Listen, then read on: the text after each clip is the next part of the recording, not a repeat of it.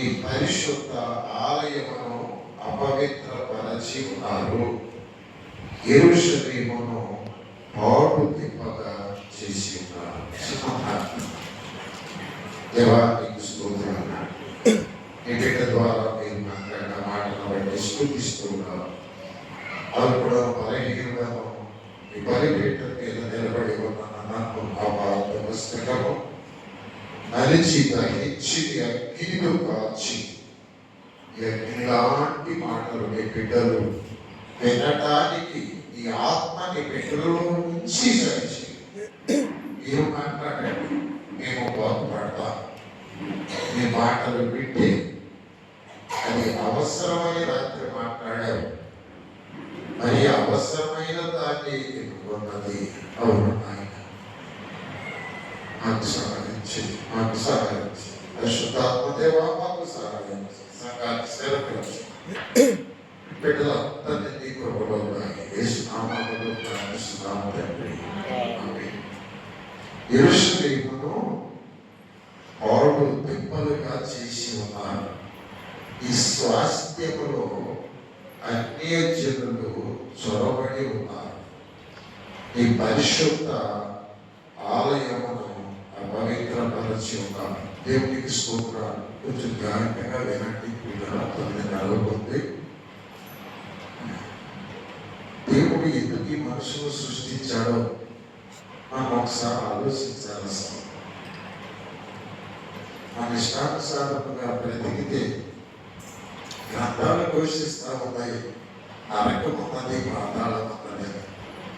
నమ్మినటువంటి వారు భయపడుతున్నారు, నమ్మనటువంటి వారు వారి ఇష్టానుసారంగా జీవిస్తూనే ఉన్నారు. బ్రతికే వాళ్ళు బ్రతుకుతూ ఉన్నారు, చచ్చిపోయిన వాళ్ళు ఏమవుతున్నారు, బ్రతికే వాళ్ళు చూస్తలేదు. వాక్యం ఏమని చెప్తుందంటే ఈ వేదము అందరూ పాపము చేసి దేవుడు అనుగ్రహించే మహిమ శ్రేష్టమైనది. మనిషికి దేవుడు మహిమనిచ్చాడు. అది చాలా శ్రేష్టమైనది మహిమ. అది దైవ సంబంధమైనది. ఆ మహిమ మనలో ఉంచిన దేవుని ఆత్మ సంబంధమైనది. ఈ మహిమ ఎప్పుడు పోయిందంటే పాపం చేసినప్పుడు పోయింది. దేవుని స్వాస్థ్యం అంటే మనమే. చీకటిలో నుండి ఆశ్చర్యకరమైన వెలుగులోకి పిలిచాడు. మనం ఒక ప్రత్యేకమైన వంశం ఆయన చేశాడు.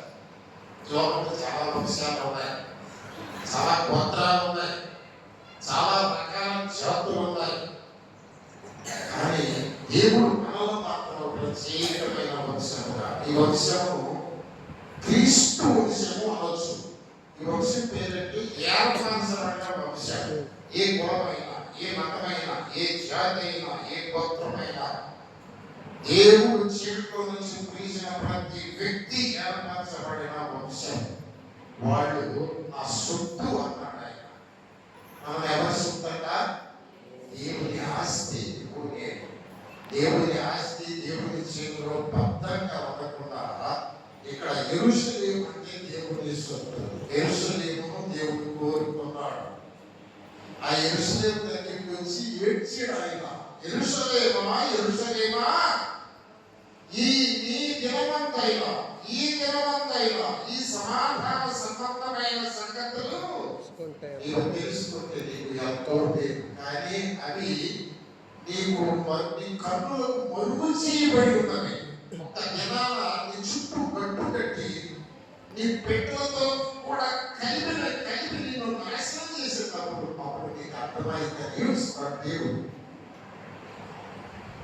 ఆ యెరూషలేము పాడైపోయింది, కానీ ఈ యెరూషలేము దేవుడు కట్టుకుంటున్నాడు. ఓ హల్లెలూయా. పెళ్లి విషయంలో మాట్లాడుతుంటాం కదా. నూతన యెరూషలేము పెళ్లి కుమార్తె వల్ల అలంకరించుకొని పాడుతుంది కదా. ఓకే, దేవుని బిడ్డలమైన మనము దేవుని దగ్గరికి చేరడానికి దేవుని సంఖ్యాన్ని చేయాలి. లోకం బయట వల్ల లోకం దేవుని దగ్గరికి చేరాలి. అన్ని జనులు చేరాలి. చేరేది ఏంటంటే చెప్పండి, సాతాను. సంఘములో ఏముంటది? వాక్యం ఉంటుంది. సంఘములో ఏముంటది? ఆరాధన ఉంటుంది. సంఘములో ఏముంటది? ప్రార్థన ఉంటుంది, పశ్చాత్తాపం ఉంటుంది, విడుదల ఉంటుంది, దైవపు శక్తుల నుంచి విడుదల ఉంటుంది. దీనంతటి కారణం ఎరుసలేము మీద అవడానికి కారణం ఏంటంటే అన్యజనులు అన్నాడు. అన్యజనులు. ఎవరి అన్యజనులు? ఎందుకు వీళ్ళు బోధ చేశారంటే మీకు నేను ఒక మాట చెప్తాను. చూడండి, వాక్యం చూడండి.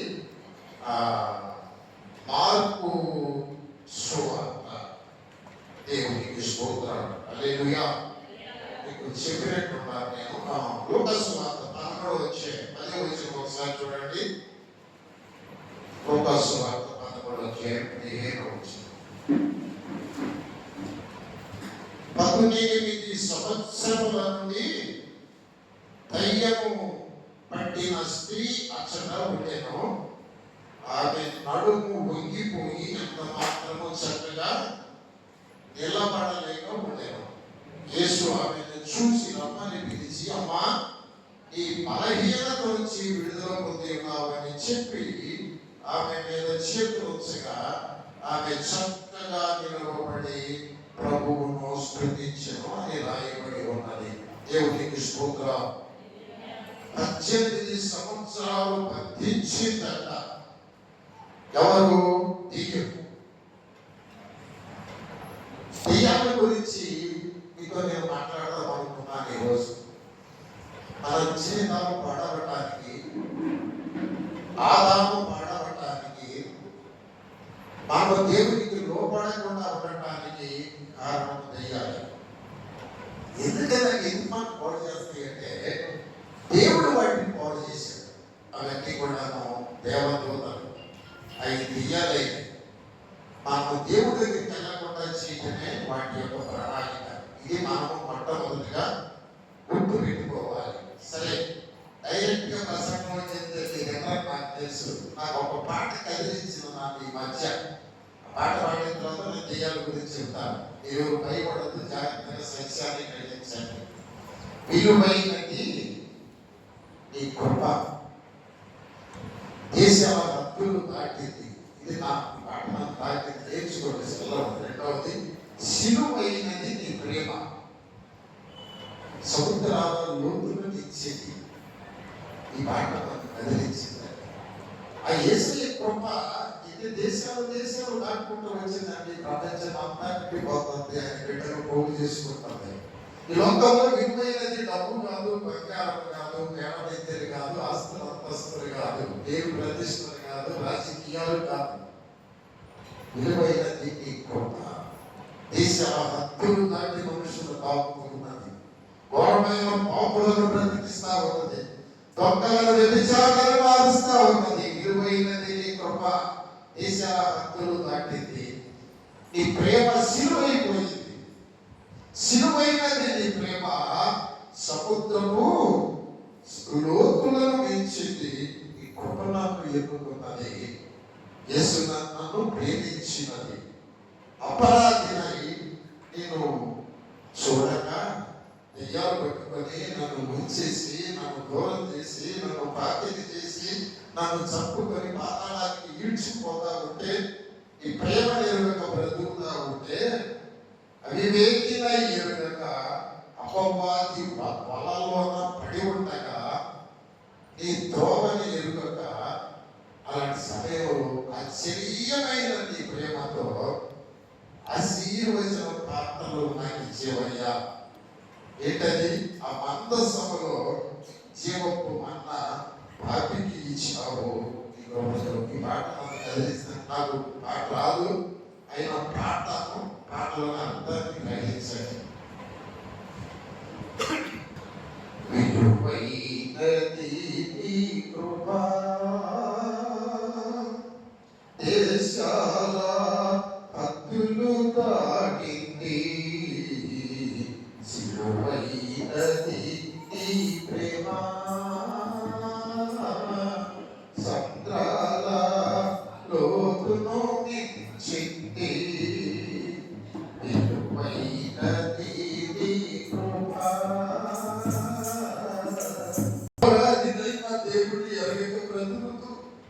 జీవితం యొక్క విలువ ఎరుగక, నా కుటుంబ పోషణ ఎరుగక, నా బిడ్డల భవిష్యత్తు ఎరుగక, నా కన్నీరు బ్రతుకుతూ ఉన్నప్పుడు నా తండ్రి అపవాది కళ్ళను విప్పి ఆయన యొక్క మందసములో జీవపు మన్నాను నాకు ఇచ్చేటండి. ఆ మన్నాను బ్రతికిస్తుంది, ఆ మన్నాను పోషిస్తుంది, ఆ మన్నాను వెలిగించి నా దేవుని మార్గాన్ని చూపిస్తుంది. హల్లెలూయా. నేను నాశనమైపోకుండా, నా పిల్లలు నాశనమైపోకుండా, నరకానికి వెళ్ళి ఆడకుండా నా దేవుని ప్రేమ సిలువై నన్ను కాపాడిందని ఇది గ్రహించినటువంటి పాపి అవ్వకుండా ఉండలేడు. ఇశ్రాయేలీయులకు ఇచ్చినటువంటి ఆ మందసములో ఆ జీవపు మన్నాను యేసుక్రీస్తు ద్వారా నాకు ఇచ్చి అక్కడ ఒక మనిషిగా చేసిన నా దేవుడిని నేను విడవలేదు. ఈ సత్యాన్ని నీకు ప్రకటించాలని మేము సేవకులుగా మారి పరిగెట్టు మీద నిలబడ్డాం. మేము నీకంటే గొప్పవాళ్ళమై కాదు, నీకంటే పాపులముగా నాశనపు అంచులలో నరకములోనికి పడవతన మమ్మల్ని పట్టుకొని నాయన నా దేవుడు ఉరి మీదకి వెళ్ళి ఉరేసుకొని చావాలనుకున్నప్పుడు ఎవరైతే బ్రతికించిన దేవుడికి సాక్షులుగా మీ మధ్య మేము మనుషులుగా నిలబడ్డామని మనవి చేసుకుంటున్నారు. కన్నీటితో ఏదో గొప్పగా ఉండాలని, ఏదో డబ్బు సంపాదించుకొని, ఏదో బాగుపడి బ్రతకాలని మీ మధ్య నిలబడలేదు. నేను సేవకులుగా దేవుడు ఎరిగి నశించిపోయేటువంటి ఆ భారం మా గుండెల్లో, మా మైండ్లో పెరుగుతూ ఉండగా బైబిల్ పట్టుకొని నీ దగ్గరికి వచ్చాం. దేవునికి స్తోత్రం. హల్లెలూయా. దేవా, అన్యజనులు నీ స్వాస్థ్యంలో చొరబడి ఉన్నారు.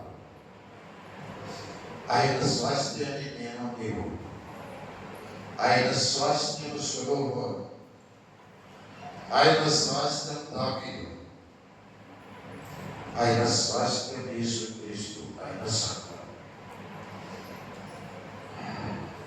సొలొమోను ప్రార్థన చేసినప్పుడు దేవుడు ఆయనకి జ్ఞానాన్ని ఇచ్చాడు. సొలొమోను ప్రార్థన చేసినప్పుడు దేవుడు ఆయనకు వెండి బంగారాలు, ఆస్తులు, ఐశ్వర్యాలు ఇచ్చాడు. దావీదు మందిరం కట్టాలంటే నీ జీవితంలో రక్తముతో నిండి ఉన్నవి నీ వద్దు. నీ కొడుకు సొలొమోను చాలా మంచివాడు, అతను కట్టాడు మందిరం. పెద్ద రాళ్ళ మధ్య సిమెంట్, ఇసుక, కాంక్రీట్, ఇసుక అట్లా బంగారాన్ని కలిగించి రాళ్ళ మధ్య బంగారం పోసి రాళ్ళు పెట్టి కట్టించాడు. సిమెంట్ కట్టాయి మందిరం, బంగారంతో కట్టాడు.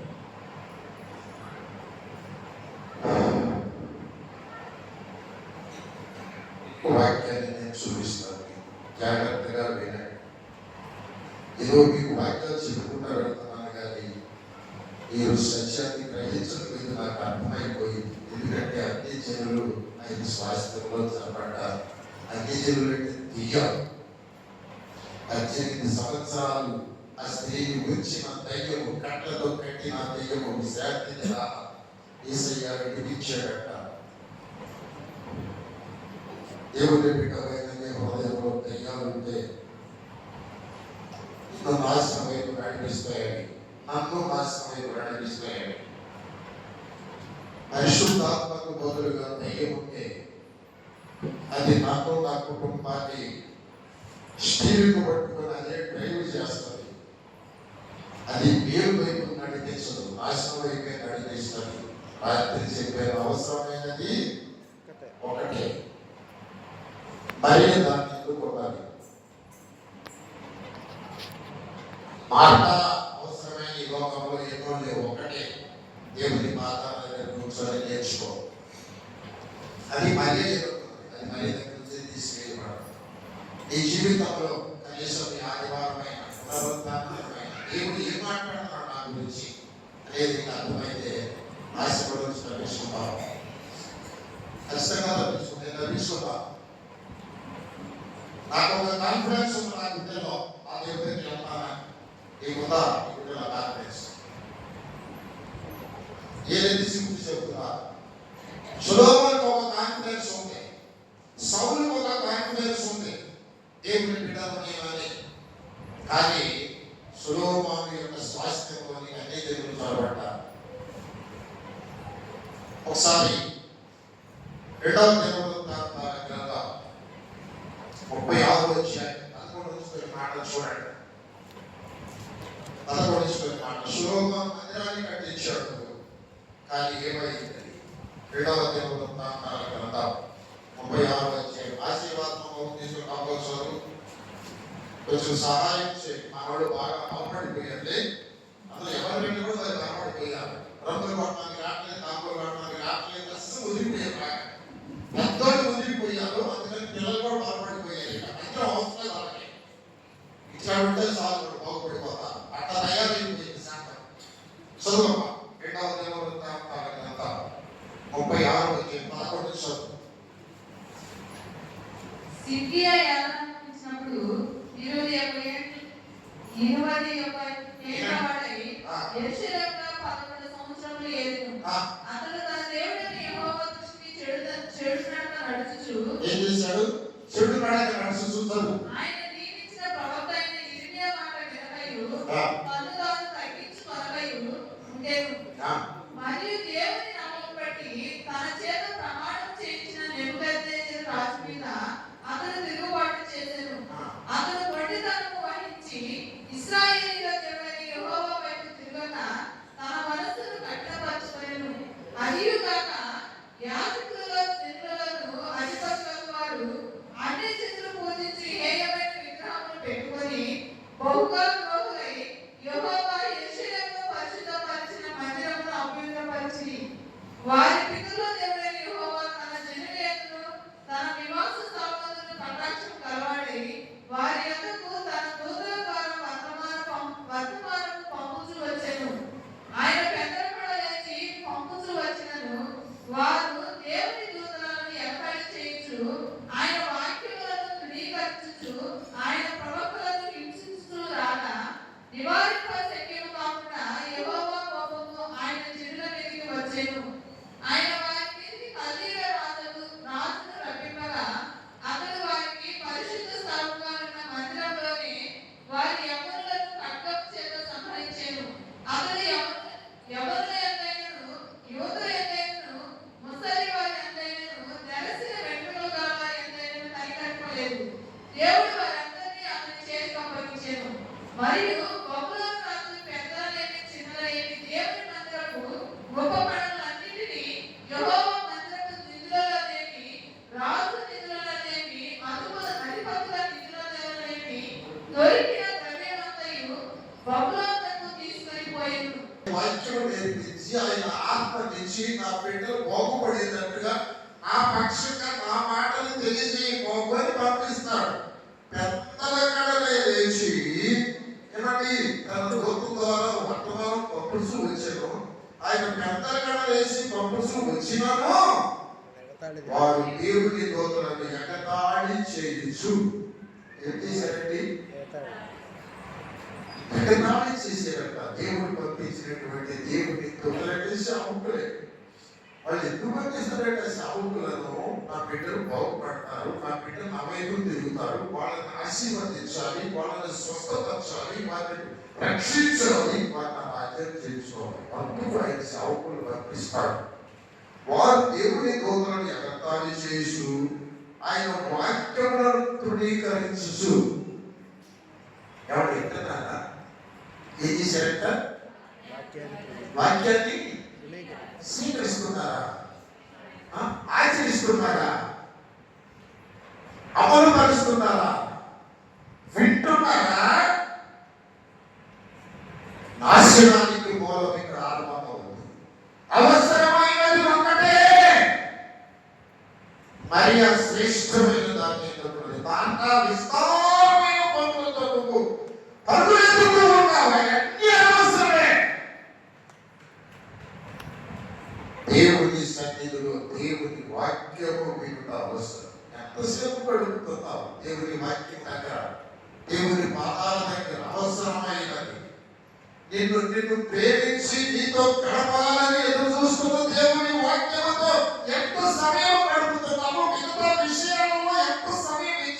అనుకుంటున్నావు.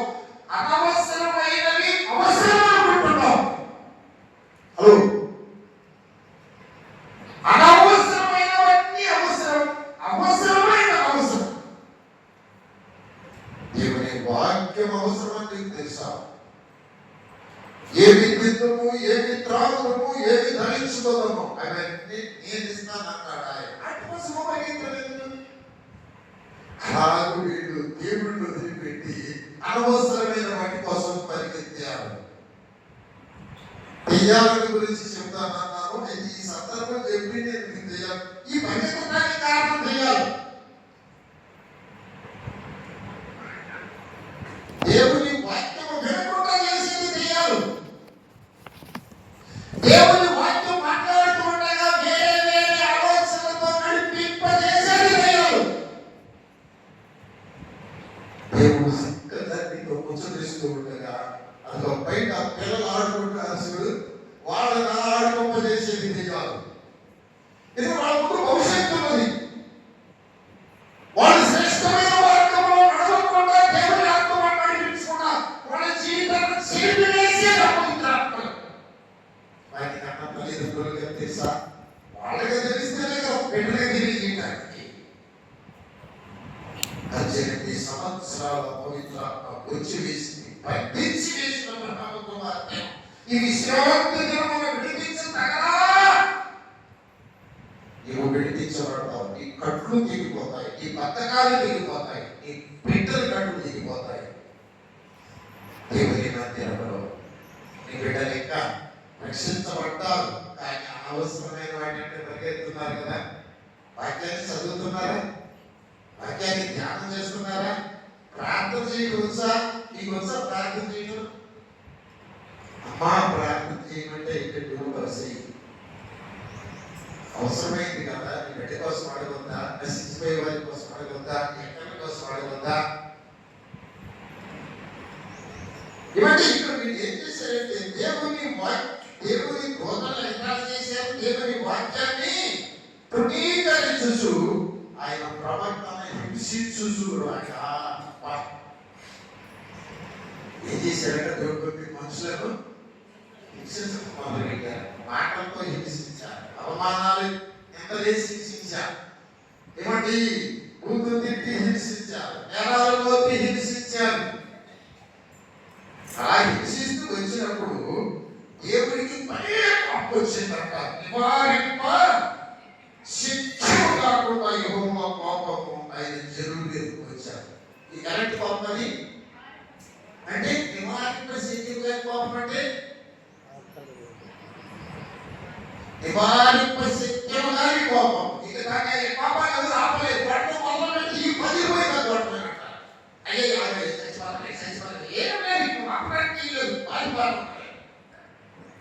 అలాంటి కోపం దేవుడికి వచ్చేదంట. ఎందుకు వచ్చింది? వాక్యాన్ని నిర్లక్ష్యం చేశారు, సేవకుల మీద నిందలు వేశారు, సేవకులను తిరస్కరించారు. సేవకులు మాకు పాదానికి ఉండాలి, వాళ్ళు మాకు లోబడి ఉండాలి. వాళ్ళు నివారింప శక్తిలో కానీ కోపం వచ్చినప్పుడు మందిరానికి కోపం చేసినట్టు అక్కడ ఉన్నది చూడండి, అక్కడ ఉన్నది చూడండి. ఒకరు రోజు ఆజ్ఞాపించాడంట. ఏమంటే కల్దీయుల రాజు ఆజ్ఞాపించాడంట. 7వ వచనం, ఆయన వారి మీదికి కల్దీయుల రాజుని రప్పించగా అతడు వారిని పరిశుద్ధ స్థలంలో ఉన్న మందిరంలోని వారి యవ్వనస్తులను ఖడ్గము చేత సంహరించి, యవ్వనస్తులంతేమి, యువతులంతేమి, ముసలివారంతేమి, కలిసి తిరిగిన వారంతేమి కనికరింపుల వారిని అందరినీ అపరాధులకు అప్పగించాడు. ఎక్కడ నిలబడతామండి మనం? దేవుడు తలుచుకుంటే మన ఇల్లు ఉంటాయా, మన గృహాలు ఉంటాయా, మన మందిరం ఉంటుందా, మనకి నివాస స్థలం ఉంటుందా, తాగడానికి నీళ్ళు ఉంటాయా, తినడానికి తిండి ఉంటుందా, నీవు బ్రతుకుంటా అసలు? నువ్వు జీవించే జీవితానికి, నువ్వు బ్రతికే బ్రతికి, నువ్వు ప్రవర్తించే ప్రవర్తనకి విధానానికి దేవుడు ప్రార్థిస్తే ఎక్కడుంటావు? నువ్వు నేను ఎక్కడుంటావండి? దీనికి కారణం నువ్వు కాదు. చెప్తాను నేనంటే దెయ్యాల గురించి 4 మాటలు చెప్తాను. హల్లెలూయా, హల్లెలూయా. ద్వితీయోపదేశకాండం 32:17 గంగాధర చదవమని టైం లేదు, 15 నిమిషాలు నేను చేస్తాను. ద్వితీయోపదేశకాండం 32:17 త్వరగా చూడాలి. తర్వాత కీర్తనలు 137 ఒక దగ్గర తీసి పెట్టండి. వారు దేవత్వం లేని దైవములకు, దేవత్వము లేని దైవములకు, తాము ఎరుగని దేవతలకు, కొత్తగా పుట్టిన దేవతలకు, తమ పితరులు భయపడిన దేవతలకు బలి అర్పించారు. కాబట్టి దేవుడు నన్ను మాత్రమే నువ్వు ఆరాధించాలి, గొప్పకూడదంటే ఇజ్రాయేల్ ఏం చేశారంటే దైవత్వం లేనటువంటి కొత్తగా పుట్టించారు. రాయి తీసుకుని పెట్టి 4 గంటలకి కట్టు ముప్పి చూపెట్టేసి ఇది ఒక దేవత అన్నారు. దాంట్లో నీవు వచ్చేసి దెయ్యాలను ఆరాధించాడు. నేను గమనంగా చెప్తాను, ఈ దెయ్యాలంటే ముఖ్యంగా 106:37 ఉంటుందమ్మా. మరియు వారు 106:37 ఏం చేశారట? ఎవరు పరిగారిపించారు? బొమ్మలు చేసి బయటి మొయాబీ ఏం చేశారంటే, వినండి కావుగా చెప్తాను దెయ్యాల గురించి. శరీర దేవతలు అంటారు. శరీర దేవతలు, సమీర దేవతలు. ఇవి ఏంటంటే శరీర దేవతలు అంటే మనకు వర్షాన్ని ఇచ్చే దేవతలు, మనకు పంటలు పండించే దేవతలు. మీకు తెలుసా పట్ట మామని అంటారు, నాట్లు వేసే వాళ్ళకి తెలుస్తుంది. ఇప్పుడు అక్కడ పట్టమాలు పెట్టారమ్మా మీరు. ఏంటది పట్టమాలంటే? ఒక మూల అరగట్ట పెట్టి పసుపు కుంకుమ కొబ్బరికాయ తీసుకొచ్చి కొట్టి పట్టణాలు పెడతారు. దాన్ని ఏమంటారు తెలుసా?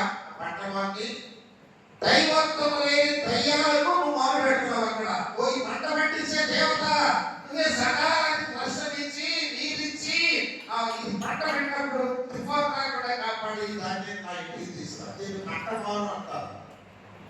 మన పిల్లలు దేవత్వం లేని దయ్యములను ఆరాధించారు. అంతేకాదండి, ఈ మధ్య ఒక గొప్ప గొడవ వేసింది. వేసిందండి. అది ఏంటంటే ఎస్టీఎం ఫైల్ వచ్చింది. మీరేమన్నా సైనిక ఎస్టీఎం ఫైల్ అమెరికాలో. ఎస్టీఎం ఫైల్ ఏంటంటే అమెరికా దేశంలో ధనవంతులు ఏం చేశారంటే, మేము ధనవంతులు కావాలని చెప్పి మన పిల్లలు తీసుకొని భరించారట.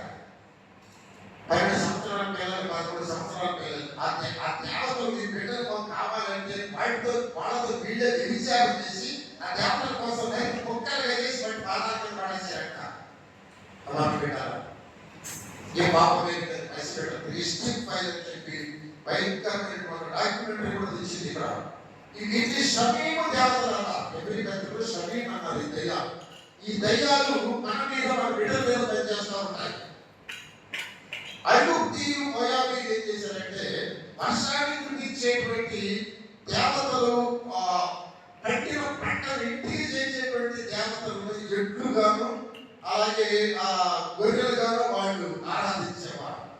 ఎడ్లే కదా మనం పంట చేసేది, ఎడ్లు దేవతలని. ఆ ఎత్తు ముఖం పెట్టుకొని ఒక దేవత చేసేవాడు. ఆ ఎత్తు ముఖం పెట్టుకుని ఆ దేవత మోయాబీలు ఫస్ట్ పిల్లలు తీసేది భరించేవాడు. రూపు గ్రంథంలో ఉంటుంది. అప్పుడు మా పంటలు మమ్మల్ని బాగా కాపాడుతుంది దేవత మోయాబీల దేవత, అమ్మోనీయుల దేవత. వాటి ఎద్దు మొక్కం, గొర్రె మొక్కం, పుట్టేడు మొక్కం పెట్టి వాటికి ఆరాధించేవాడు. ఎట్టి దెయ్యాలు. దేవుడిని కాకుండా దేవుడిని పక్కకి పెట్టినప్పుడు దెయ్యాలు ముందుకు వస్తాయి. బాగా గుర్తు పెట్టుకోవాలి. దేవుడికి నువ్వు ప్రథమ స్థానం ఇవ్వకపోతే మనల్ని నడిపించేది కాబట్టి పరిశుద్ధాత్మ దేవుడండి. రక్షించబడిన బిడ్డ వారు మనసు పొంది బాప్తిసం పొంది మూర్ఖులకి తరవారికి వేరై పరిశుద్ధాత్మను పొంది పరిశుద్ధాత్మను చెప్పిన మార్గంలో నడవాలి. ఎప్పుడైతే నీవు లోకానికి అవకాశం ఇస్తావు, ఒక మాట చూడండి. రోమిలకు రాసిన పత్రిక 12వ అధ్యాయము 3వ వచనం ఒకసారి చూడమ్మా. రోమిలకు రాసిన పత్రిక 12వ అధ్యాయం 3వ వచనం. తాను ఎంచుకోదగిన దానికంటే ఎక్కువగా ఎంచుకున్న దేవుడు ఇంకొకరిని విడిచి ఇచ్చిన విశ్వాసం అన్నమాట. రోమా 12 2వ వచనం చదువు. మీరు ఈ లోకమర్యాదను అనుసరింపక ఉత్తమమును అనుకూలమును సంపూర్ణమైన దేవుని చిత్తం మీద పరీక్షించి ఈ లోకాన్ని పెట్టేసి ఉందా? ఏముంది? ఈ యుగ మర్యాద. యొక్క మర్యాద ఏంటి? సెలవులు తీసుకోవటం, ఒకరినొకరు మోసం చేసుకోవడం, ఒకరి కింద ఒకరు పొలం పెట్టుకోవడం, వంట పెట్టుకోవడం, ఒకరినొకరు ద్వేషించుకోవడం, ఒకరి నాశనాన్ని ఒకరు కోరుకోవడం. ఇదే ఈ లోక మర్యాద. ఏమి చేసేవాడు లేడు, ఒక్కడో లేడు. ఇది ఈ లోక మర్యాద. మీరు ఈ లోక మర్యాదను అనుసరించకూడదు. ఈ లోక మర్యాద, ఈ లోక మర్యాదను ఎవరన్నా అనుసరిస్తారు? 2 కొరింథీ 4:4 చూడు. 2 తినండి మాటలు. ఇవన్నీ మనం ఇలా నాశనమైపోవడానికి కారణం దెయ్యాలు. దేవుడికి లోపడకపోవడం, దేవుడి వాక్యాన్ని వినకపోవడం, దేవుడి సంఘ క్రమ కట్టడాలను నిర్లక్ష్యం చేయడం కారణం. సువార్త ప్రకాశం క్రీస్తు మహిమను నీకు కనపరుస్తుంది, నీకు ఇస్తుంది. వారికి ప్రకాశింపబడిన నిమిత్తము ఈ యుగ సంబంధమైన దేవత అవిశ్వాసులైన వారి మనోనేత్రములకు గుడ్డితనము కలుగజేసెను. ఎవరికి గుడ్డితనము? ఈ సువార్త ఎవరి కొన్ని గ్రామాల్లోకి వెళ్తుంటే మా గ్రామంలో సువార్త ప్రకటించద్దు, ఎవరు రావద్దు, బోర్డులు కనబడతావు. ఎందుకని? సువార్త ప్రకటిస్తే ఏమవుతుంది? ఈ యుగ సంబంధమైన దేవత కలుగు చేసిన గుడ్డితనం పనులు రాయిపోయి వాడు మహిమలు పొందుతారు, దెయ్యాలు పారిపోతాయి. ఎటవేలో దేశంలో శాంతిలో పెట్టిన వాడు ఆ వస్త్రాలు కట్టుకొని సత్చిత్తులై తన కుటుంబం ఆనందిస్తారు. ఈ కుటుంబాలు బాగుపడతాయి, త్రాగు నుంచి విడిపించబడతారు, మోసాలు దొంగతనాలు వ్యభిచారం దూరమైపోతాయి, బిడ్డలు దీవించబడతారు. అది ఆ దెయ్యాలు చూస్తుంది.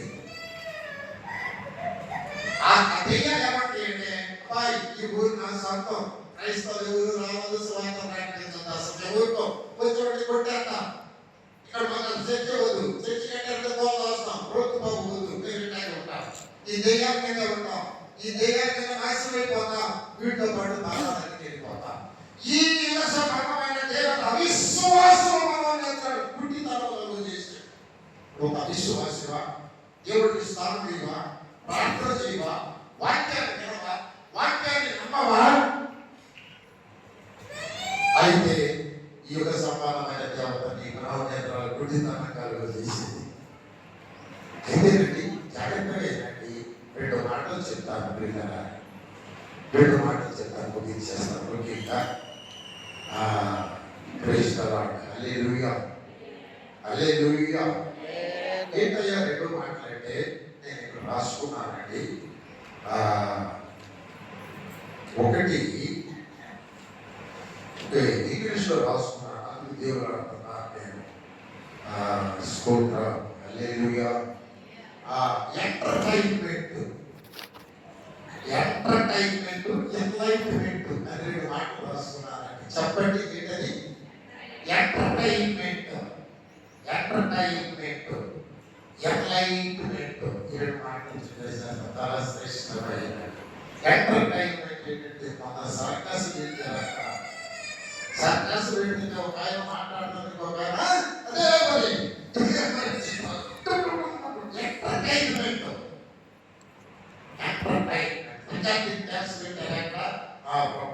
Entertainment, entertainment. మనకు క్రిస్మస్ ఎంటర్టైన్మెంట్ పెట్టాలి. ఎంటర్టైన్మెంట్ ఉల్లాసం, శరీరానికి ఆనందం. ఈ ఎంటర్టైన్మెంట్ లో ఏమంటుందంటే జాగ్రత్తగా జాగ్రత్త, ఎంటర్టైన్మెంట్ లో శరీరాశం కనబడతాయి. ఒక ఎవరు పెట్టి చేస్తాను ఇట్టుంది, ఎవరు పెట్టి చూస్తున్నారు, ఎట్టుంది అంటే ఎంటర్టైన్మెంట్. ఎంటర్టైన్మెంట్ మీరు నాశనం చేస్తుంది. సెలవు చూస్తున్నా, ఓపెన్ చేసావు, అంటున్నావు, ఓ ఎంటర్టైన్మెంట్ అయిపోతుంది. అబ్బా భలే ఉంది. ఇంకా ఒక కథ అంటే ఒక కథ వస్తుంది. ఏంటంటే గురించి భలే ఉందంటే ఏదంటే నా జీవితంలో అనుభవం. ఒక రూపాయి కానీ కొట్టామంటే మిగతా చూడవచ్చు అని ఇచ్చారంటే రూపాయి కొట్టా. ఇక నా కథ చూడండి,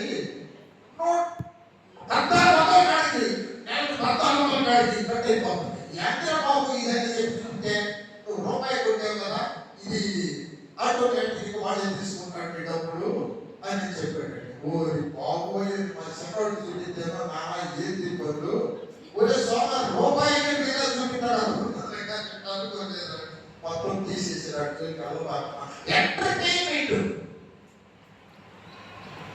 సస్పెన్స్ ఎంటర్టైన్మెంట్ మన ఆశించి వస్తున్నాయి. రెండవది ఎంలైట్మెంట్ మనోనేత్రాలు వెలిగించబడుట. మనోనేత్రాలు వెలిగించబడుట. ఆ 4 అధ్యాయం 2 కొరింథీ 4 అధ్యాయంలో చూడండి. అంధకారంలో నుండి వెలుగు ప్రకాశించునుగా అని పలికిన దేవుడే. అలా చదువు. అంధకారంలో నుంచి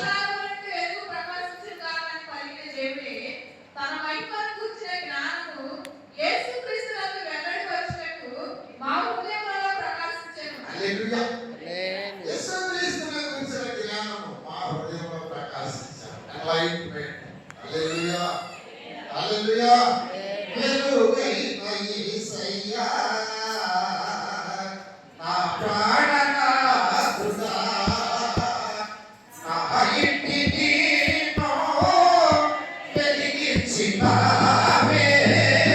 నా ఇంటి దీపం వెలిగించినావే అని